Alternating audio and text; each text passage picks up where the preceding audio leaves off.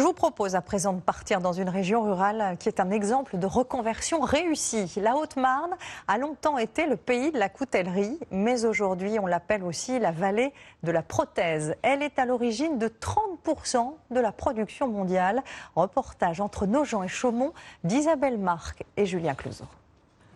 Voici l'entreprise Esculap, c'est le nom du dieu de la médecine. On y fabrique des prothèses de genoux avec une technologie de haute précision. 1000 pièces différentes sont produites pour façonner les 50 000 prothèses haut de gamme vendues chaque année, la plupart à l'export. Une des clés de ce succès, c'est l'automatisation qui réduit les délais. Pour être beaucoup plus performant et rester compétitif par rapport aux pays à bas coût. Nous sommes passés en l'espace de 10 ans de 75 jours à 10 jours, voire 5 jours pour d'autres produits. Prosthesis Valais, la vallée de la prothèse, c'est une trentaine d'entreprises installées dans cette région rurale de Haute-Marne. Entre Nogent et Chaumont, on trouve tous les implants.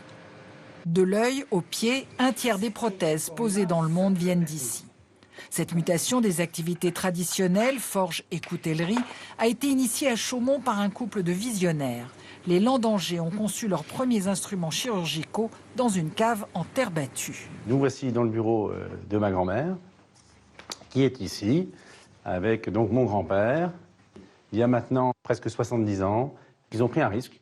Ils ont été les premiers à faire la promotion directement de leur fabrication dans les hôpitaux.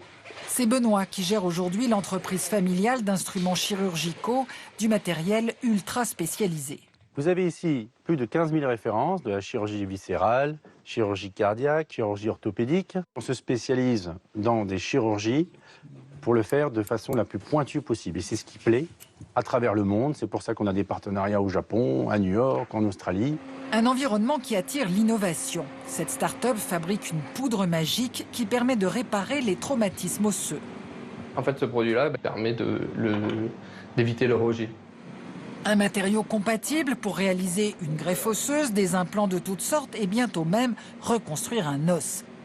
Pas étonnant que Biocetis se soit installé ici. Pour une start-up, c'est trouver ici forcément des partenaires, également potentiellement des clients, des sous-traitants, une dynamique, également un accueil local.